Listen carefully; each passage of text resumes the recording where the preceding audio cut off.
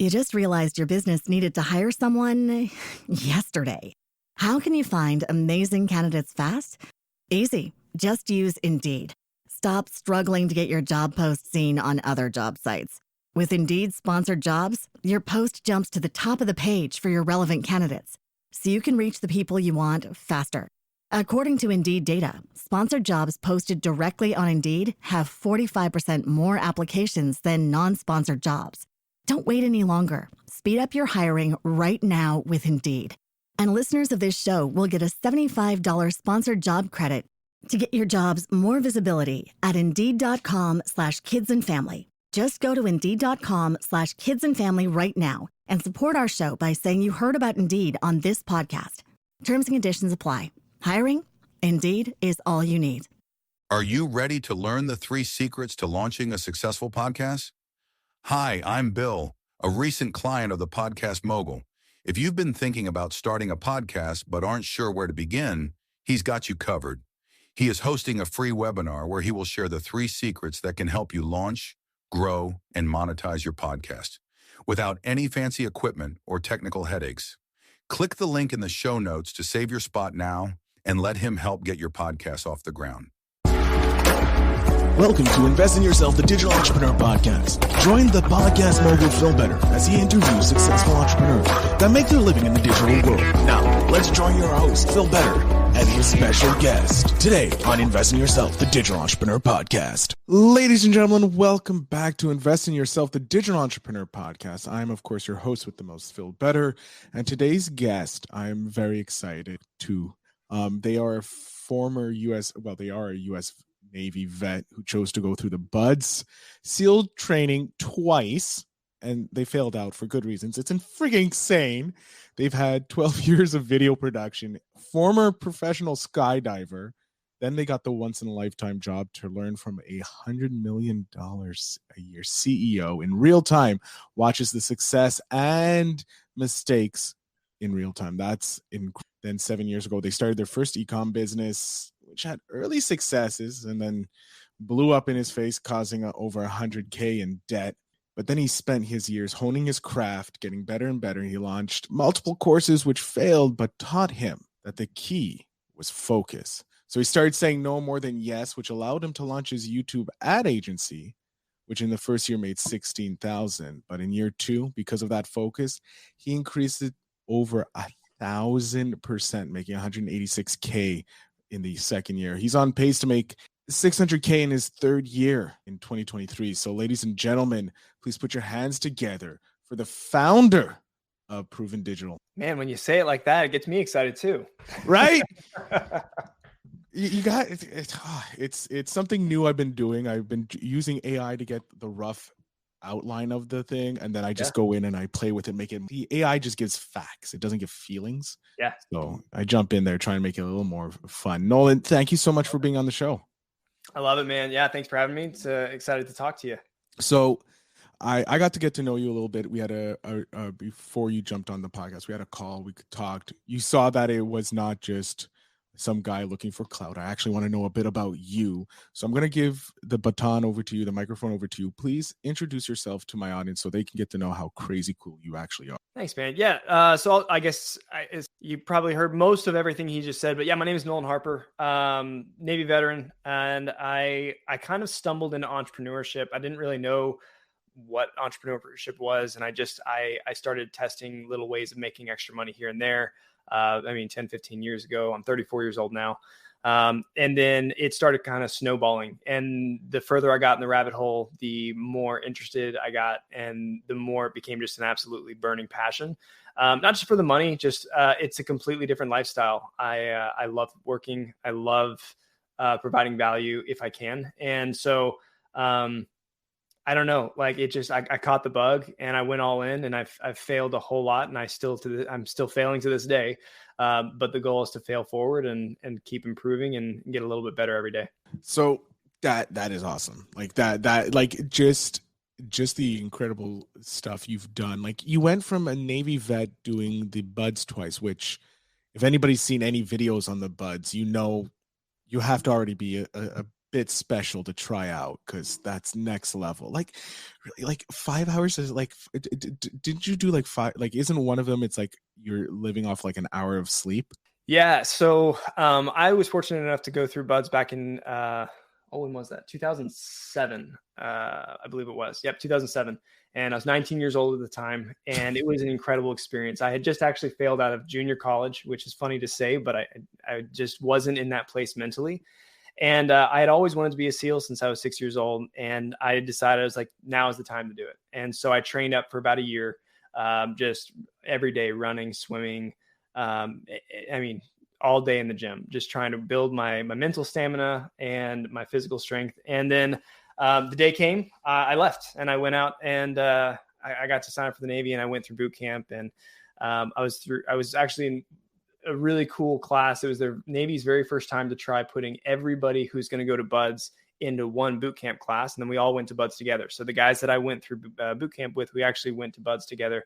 And, most of those fell off, but some of them are, they've done very, very well for themselves in the SEALs and have reached the highest tiers, which is pretty cool.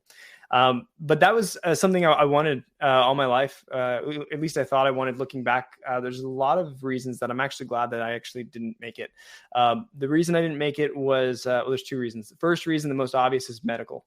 I had some injuries that prevented me from going any further. But the second is mental. I would say that I probably could have pushed through most of those injuries. And it's hard to say that, right? Because it means that I was the bottleneck. I was the failure point. It wasn't an outside external source. I can't cast blame. It was, and so the days were exhausting. They were long. And I learned more about myself in 9 months, which is embarrassing to say also because I kept getting rolled back. I had to start over a couple of times, but I learned more about myself in that time than I had my previous 19 years. And it was an opportunity to push myself further than I thought was possible and show me that my own limitations were my own. The limitations were in my mind. They were only what I told myself they were. So yeah, that was an incredible experience. Ultimately didn't make it. And I had a choice to continue on and risk severe injuries. I decided to leave with the small chance, less than 10% chance of getting orders to go back and try for a third time. And so I took that and I healed up for 3 years. I went and deployed to the Middle East. I was doing security for high value assets and small boat operations off the coast of Iraq. And then I worked really, really hard, got in with the right crowds, and I got orders to go back to Buds. And unfortunately, I blew out my knee for the third time a week before leaving to go back out to California. So I said, you know what? There's probably somewhere else that I should be in this world right now. And this is probably not it. So at that point, I went ahead and left the Navy. But yeah. Pretty sure the universe was trying to tell you, Bud, the Buds aren't for you. This is the third time. Like, yeah, you got desperate, blowing out your knee. So you leave. What happens next? So I left the Navy. I went and got a job at Apple. Put myself back into school. I think at this time I was 23, and I had failed out of junior college before, and it's just a different time, different place, and my head was in a much better spot. And so I actually I applied myself in school, came out with almost a 4.0 GPA, got a degree in criminal justice, which I didn't use even a little bit. And that was kind of a waste of time, but it was good for me to be out there doing something. My views on college have definitely shifted, but since the Navy had it covered, it wasn't a big, so I think after I went through, I got my degree in criminal justice, my bachelor's, and then I started a couple of different jobs. I kind of bounced around. I was a car salesman at one point and learned a little bit about selling, got, my butt handed to me in that world. And I became ultimately became a flight instructor, an indoor skydiving instructor at iFly. And that was right around the time I had started skydiving, and I always wanted to be a skydiver. Part of the perk of being a SEAL would have been to be a skydiver. And since I missed out on that, I was like, I'm still going to get this in. So I became a skydiver, and I amassed over, I don't know, 7 or 8 years. I amassed around just under 1,200 skydives. Which sounds like a lot, but I know guys who have over 25,000 skydives. And for someone who has 0, that's a heck of a lot. Yeah, it is. And then working in the wind tunnel, it gave me the ability. If you've never tried iFly, it's it's phenomenal. You should definitely go try it. It's the same as the Sky. And because of working in there, I got, I think it was just under 3,000 hours in the wind tunnel, which is funny because it's not a skill that translates to anything else in the world. So it's not even a bragging point. It's kind of like, well, I just spent a lot of time in the wind. You have to think though, if I spent 3,000 hours, most skydivers spend 60 seconds in free fall. And I spent around 3,000 hours in the equivalent of free fall. So I learned how to fly my body in an incredible way in the sky. And that led to me getting to be a part of some world records. I don't hold them anymore. I was a part of groups that did, but I got to get into this community that was incredible, and traveled, all over the country and even the world, flying in the sky and in wind tunnels, which was a pretty awesome experience. It's insane. That to bring you up to, hey, you're now working with a multi-hundred millionaire CEO. How did that happen? Those two worlds collide. So I think at this point, being the skydiver, you're always broke. Most skydivers are pretty broke, it's because we pour all of our money into skydiving. And so I kept looking for little ways to make money on the side. And I'd made videos for a very long time, video production, everything from weddings to little like gym videos and stuff. And so I was working for, I was doing a video for a client on the side that was a gym, and they said, hey, we got this guy who we just hired to help us grow our gym. And he's looking for a videographer. And I was like, well, I'm trying to start my own video production company right now. That's not really for me. They're like, okay. Months later, they came back and said, hey, he's still looking. You sure you don't want to try? And I was like, okay, I'll check him out. So I went and checked him out. No website, nothing. And I was like, this is super sketchy. And the job post was like, work from home. You can make, really good money at the time for that role. And your total flexibility anywhere in the country, it's all the perks and everything. I was like, okay, this sounds fake. Whatever, I'll go through it. Like coming from a fraud background myself, I'm like, that is 20 red flags just in work from home. That's enough red flags to say no, thank you. Yeah, and this was long before anyone worked from home. I mean, this was so long before companies were virtual or anything. It was like the weirdest thing. And so I was like, okay, I'll go through the process. And I went through the interview process and met some incredible people, and something felt a little different, but I was like, I'm going to keep pressing forward. I ended up getting hired. I was very, very fortunate to get hired to a company called Gym Launch. Now, if you're familiar with the entrepreneur space, you're probably familiar with a guy named Alex Hormozy. So I was fortunate enough to get hired by Alex and Layla, and just incredible people. And I actually went to the very first all-team meeting. It ended up being their only all-team meeting right after I got hired. And it was, I was living in Dallas, Texas at the time, and it was in Austin. I drove down and I met Alex and I met the team, and I went back home and I told my girlfriend at the time, and I said, we need to move.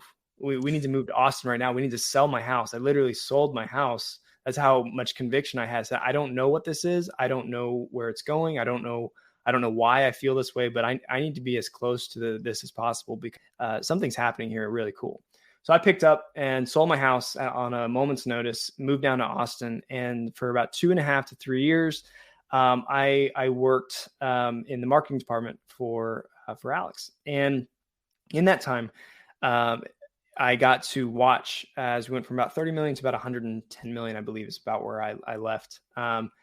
And the lessons that I learned, things that I got to see, just opened my eyes to a broad world. And somewhere in the past few years prior to that, I had started a couple of businesses. I started an e-com business that, I got early success and I thought I'd made it, right? Like I got to 20K a month and I was like, yes, like this is it. This is the life I've been wanting. I've been waiting for.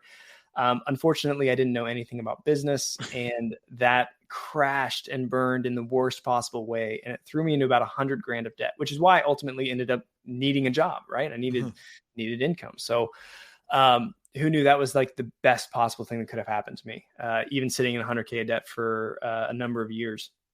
And so went to work and learned an insane amount. I was privileged to work for him, for Alex and Layla, and learned from them firsthand. And he taught me most of what I thought I knew about marketing before, but he taught me 10 times more than I knew.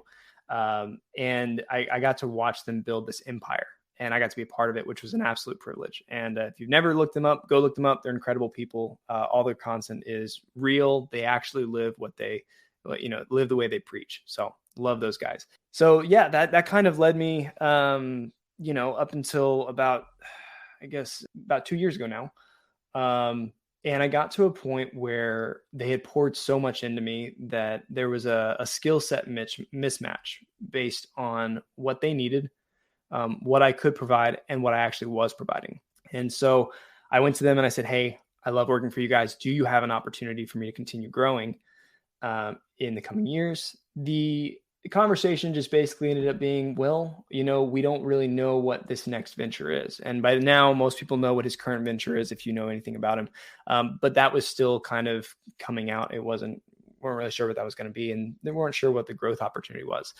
And so because of that, I started looking at what my options were. And that was to get another job where it closely matched the skills that I'd been gifted with, or try and go out on my own. And at the time working for Gym Launch, they sell a high ticket product. It's a $16,000 product to gym owners where they teach gym owners how to run their business. If you are a gym owner, you need to go pay for Gym Launch. They will make you so much more than you pay. I promise you that. But I got to sit down with hundreds and hundreds of gym owners who had their lives change. I don't mean they had like a little win. They didn't make just a little more money. I mean, lives changed. They were able to pay off their house. They were able to take their family on the first vacation in years. The average gym owner makes around $30,000 a year, paying for a $16,000 program. So spending 50% of, their entire income on a program. So it's a big, it's a big commitment, but the lives the way that they changed after was incredible. I got to sit and interview and talk to each one of these people. And I got this conviction that nobody else really, I don't think almost anybody else in the company had, because I was just overwhelmed. I was like, man, like this is so cool how much of an impact Gym Launch and Alex have had on these people. I said, I want to go find people just like him and I want to market for them. I want to do the same job that I did for him, but at a bigger scale and reach more people, do more things. And so I walked out going, okay, how do I want to do this? And I started a YouTube ads agency because I believe YouTube ads are the future of advertising. They are the biggest platform. They are the best platform, in my opinion. And that's coming from more experience on Facebook than YouTube when I started this. And I said, I'm going to go help people build their businesses and scale them in a way that's meaningful so they can reach more people, have an impact, and grow.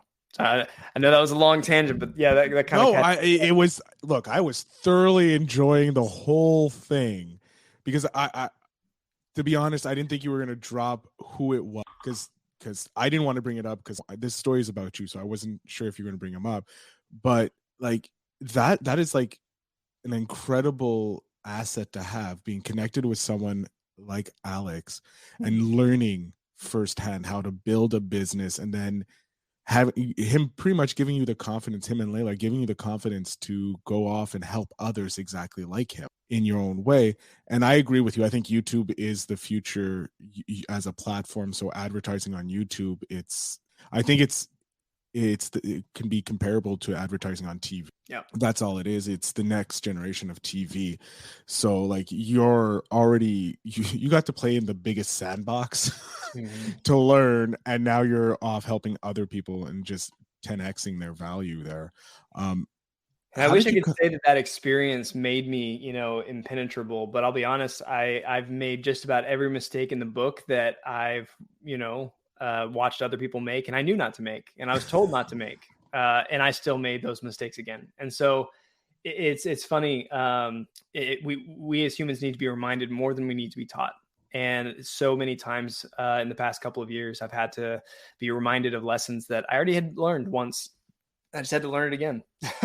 Because you learned it in a different, like, were they the same lessons? Because I don't like to look at failures as failures or lessons. They're just like, you didn't learn the lesson. Here, we're going to teach you the lesson again. Yeah. Were the lessons very similar, or were there like the outcome, like the solution was the similar, but the issue was different, or the lesson was? Same lesson, same outcome. I just had to learn it again and again and again. I don't know if it's just an entrepreneur thing or if it's a me thing, but it took me a few times of making the same mistakes to go, oh yeah, like I should probably stop doing that. I'll give you one of the biggest mistakes is just focus, right? Like number one thing right now is that like the reason I can tell you the reason that 99% are not successful at whatever it is they're trying to achieve. That doesn't have to be money, with their families, with their jobs, their lifestyles. The reason they're not successful is because they didn't focus. I became a very, I became a skydiver at a very high level very quickly because I was obsessed and I put all my effort, all my focus and energy into skydiving. When I wasn't skydiving, I was thinking about it. When I was in the sky, I was dissecting every little piece of how to get better.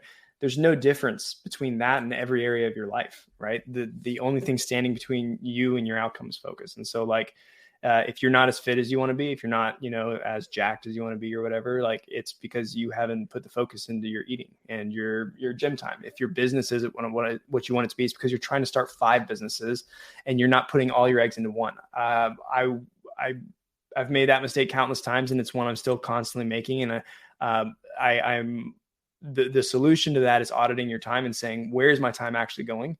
And is this moving me towards the end goal?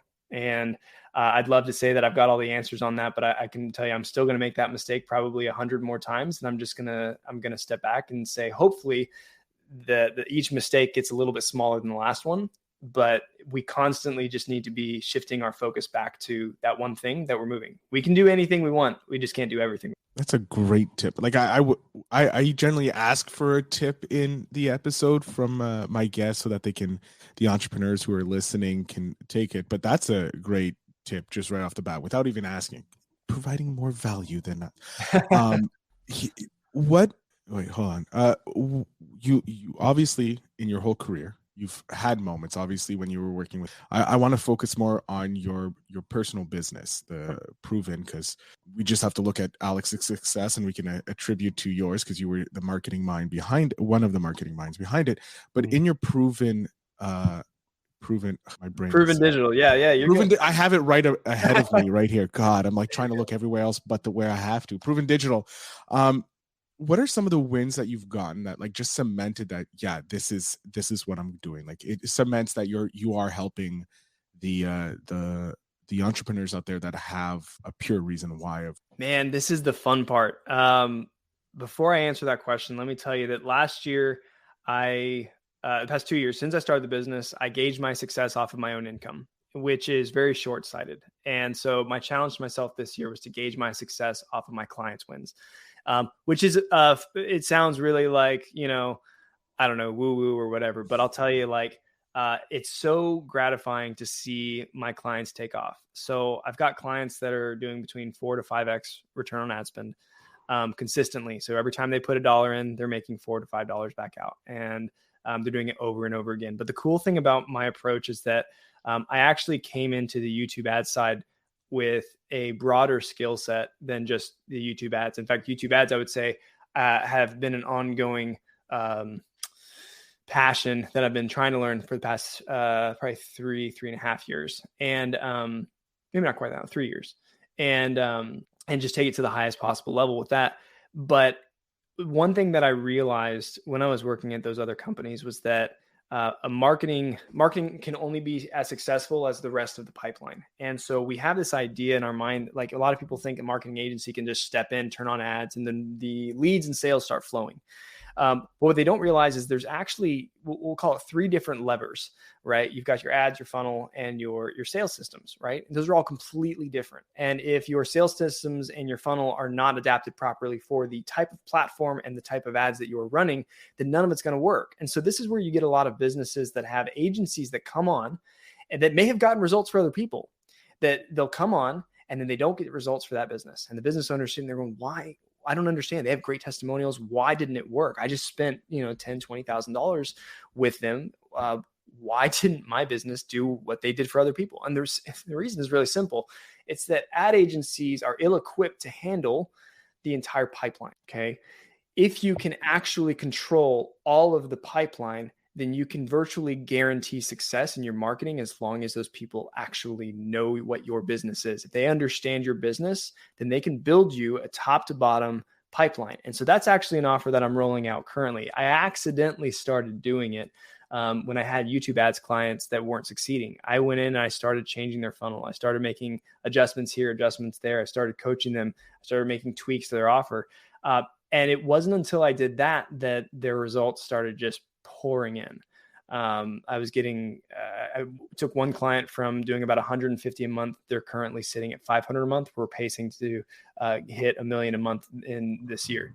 And so, but that came from adjusting their sales systems. It came from adjusting their funnel. It came from looking at the entire picture and not just the ads, and hoping that their systems would work with the ads. I love that. So going in and doing a holistic approach to the problem that they have. If the ads aren't converting, okay, let's take a look and see where else the problem could be, because obviously ads convert. You have testimonials upon testimonials of that, and so that works. Whereas then you see maybe it's the funnel, maybe it's the offer. It's all important that they all have to align. And I love how you're coming in with this holistic approach, looking for the win for your client, which ends up being a win for you. It's mutually beneficial. Yeah. And my business is performance based. And so I'm able to charge my clients a significantly more than most agencies, but that's because I'm only winning when they're winning.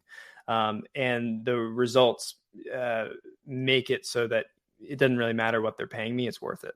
And so that's the nice thing about performance-based models. They're very risky. So if you don't have the skill set, or if you don't have the right team with the right skill sets, it's a very risky model, right? You could put a lot of effort in, and it may go nowhere, and then you don't make any money, right? Now you've poured effort and attention into something that didn't produce. And that's really difficult. And that's one of the mistakes that I made when I first launched my business. The reason I made only $16,000 my first year was that I started going after the wrong people, and I didn't fully flush out my offer yet either. I knew all the systems, I knew how it worked, and I knew that I could get results. But I wasn't, I was kind of going into it expecting for it to be what everyone else is talking about with, ad agencies, like, hey, yeah, just run some ads for people. They'll pay you lots of money. It's great. And so I came at it from a little bit different approach and said, if I'm going to be performance-based, then I need more control, right? And they were happy. My clients, when I started approaching them, asking for more control, they were happy to hand it over, because they knew that, I wanted to make more money. And the only way I was going to make more money was if I could adjust the entire pipeline, right? You imagine there's 50 different points, the things that you can change. There's a lot more than that, but we're just going to say 50 different things you can change everywhere along the pipeline. Everything from the messaging, the pacing, you talk about the style of the ad creative, then you get into headlines, you get into structures, you get into the VSLs, you get into the nurture sequences, the opt-in sequence, the sales sequence, every piece of it has to have alignment. So I actually coined a term. It's called sales aligned marketing. And that is where we start. If you imagine that your marketing is a wheel, make it the center of the wheel. Your sales are the center of the wheel, the one constant that stays in place, but it can change direction. And your marketing is all the way out on the outside of the wheel. So as it's spinning, we're changing everything else. We're changing the ads, we're changing the funnel, we're changing all these other things to align with the sales. But if the sales, if this is the angle of your marketing and your sales are pointed out this direction, it's not going to work. You have to align the sales with the marketing efforts. And so since we start from the center and work out, we actually align the sales and then figure out, we align the marketing and then figure out how the sales need to adjust their messaging to start selling. And that's when the floodgates open. And that's when it gets really, really fun with businesses. So I actually launched a couple of clients this past week. One of them is already at a 4X ROAS I launched him 1 month ago. He just hit a 4X ROAS. And he's holding that. Like it wasn't just a one-off, like we're scaling right now, and he's holding at a 4X, which is pretty awesome. That is friggin' awesome. Like getting those wins for your clients, because it just shows off that it gives that self-confidence back to you. Like, yes, I know what I'm talking about. Okay, good. I can go to someone else and tell them exactly the same thing. Yeah. No, we are coming to near the end of it, and I hate it. You're thoroughly, and I still have questions about jumping out of like that is like weird. Like you're like I want to jump out of a plane professionally, and then like I can understand in the wind tunnel because it's like it's safe. There's a safer thing, you don't have a fraction of a second before you hit the ground. Here you're literally jumping out of a perfectly working plane. Like, I want to do it like once. That's it. Yeah. Like, get it off my boot. I fully respect that. I'll tell you that, like, I think everyone's fear of that. I think there's two pieces to it. One is the, fear of the unknown in how everything works, the equipment. But then there's a fear of the gap between the airplane and the ground. You have always looked out of an airplane whenever you fly somewhere, and you wonder what's between you and the ground. Like, it's air, but you wonder what it tangibly is. And so there's this moment on my very first skydive when I left the plane. There's this moment where you panic, and then you realize that once you let's say you're screaming. There's a moment where you realize you can't scream anymore and you need to catch your breath. And in that moment, that's typically when people realize on their very first skydive that they're okay. They're just falling, and they're like, there's nothing to worry about. Like, they're fine. So in that moment, a light bulb usually goes on for people where they start looking around and start observing where they are. And they start understanding that I'm between the airplane and the ground now, and I'm not dead yet. And the other part to this is the equipment, right? If you understand how it works, you actually understand it's extremely safe. I've only cut away from one parachute ever, and it was something that I probably could have fixed, but it wasn't worth it. It wasn't worth the risk. And so I got rid of it. And basically that means you pull, a lever, and you fall away from the current parachute, and you open another parachute. And I can tell you I actually became a skydiver because I was a pilot first, and I kept looking out the window. And I can tell you that skydiving to me feels a lot safer than flying a plane. So I don't know if that's encouraging for you or not, but that's I can tell you that's how I feel about it. But a lot of skydivers will probably chime in with that. I'm taking it from the point of view that you're a skydiver. You legitimately have something wrong with you because you want to be outside of the plane. Probably. And not as the pilot who's like, I don't trust flying, because that gives me a lot more anxiety. Yeah, there's probably a lot of truth to that. Yeah. I can say that you should definitely go try it. It's worth it, even if only once. And it'll be an incredible experience. It'll probably open your eyes to there being a lot more possibilities out there than you thought. No, it is high on the bucket list. Hopefully this year I can get that. Maybe in the spring when to start the new year off, right? But we're going to the spark question. Okay. It is from the Seek Discomfort. They spark conversations with strangers who are just friends you haven't met yet. So Nolan, what's holding you back from being the best version of yourself? Considering pardon? I'm sorry. I know that was fast, but it was easy to say. This is something I've been doing a lot of thinking on the past couple of months. And essentially it's capacity. I think the best version of myself is someone who has some kind of, I don't really believe in balance when you look at ultimate success in any one thing, because of everything. Success comes from focus and attention. The more you pour into it, more focus and attention you go into something, the higher the level you achieve in that area. And so for me, I think my current bottleneck, the thing that's holding me back, is capacity. I'm stretched very thin in my current business. And so I've reached an inflection point where I've been hiring for the past few months and bringing on a team and training them, because ultimately the game of growth is capacity. It's how much can you handle in a given area. And the only way you can expand capacity is by getting additional help. Or changing what it is that you're delivering and offering. And so even whether we're talking about in business, whether we're talking about in finance, whether we're talking about relationships, it all comes down to our ability to handle more within a given constraint, whether that be time or money or whatever that constraint is. It's being able to handle more within that. So I think that's my bottleneck. And honestly, that's at every level of the game. So that will always be my bottleneck.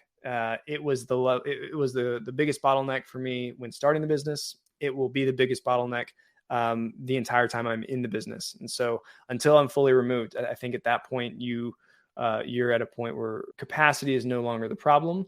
At that point, I think the bottleneck is just, I mean, I'm not there, so I wouldn't know, but I guess it's probably allocation, right? It's like, how do you break everything up to find the balance between the things that ultimately bring you happiness? Is that between your work, your relationships, between all of your values, like what is it that's going to bring you the most joy in life? And so for me, I I think once I've reached a point where capacity is not the problem, I think it'll be a balance, because at that point I won't need too much of any one thing, and it will be trying to find what fulfills me the most. Long answer to a short question. A great answer to a short question, I have to say. Nolan, I'm going to jump off here. I'm going to give you the last little bit to let my audience know where they can follow you, how they can support you, and if they need some holistic help with their ads, specifically to YouTube, how they can connect with you and Prvn Digital. Prvn Digital. So the floor, sir, is yours. Perfect. Yeah, guys, it's been a privilege being on the podcast. Thank you so much for having me, Phil. Yeah, if you want to find me, I don't have a massive social media presence, admittedly, because most of my clients come to me from word of mouth. So you can find me on Facebook, Nolan Harper, Instagram, nolan.t.harper. Yeah, hit me up on any one of those if you ever have any questions. Website is prvndigital.com, prvndigital.com. I work primarily with high ticket offers. So if you have a high ticket offer, anything from 5K and up, that's my bread and butter. That's what I love working with. So reach out to me. If I can help you, I'll let you know. If I can't, I'll probably be able to connect you with someone who can. I've been fortunate enough to rub elbows with some phenomenal people in all areas. And so if I don't have the right solution, I can guarantee I know someone who does. So that's pretty much it. Awesome. Nolan, I can't thank you enough for coming on the show, sharing your story, and still not giving me peace of mind about jumping out of a plane. But what can we say? That's life. So again, thank you so much for coming on the show. You bet. Thanks so much for having me. To my audience, of course, as you know, the links will be in the show notes down below. Please go ahead and check it out. Connect with Nolan, because it's worth your time. Trust me. If this, just the two conversations I've had with Nolan have blown my mind. So just imagine what you can do when you follow him on social media. And as always, remember to invest in yourself.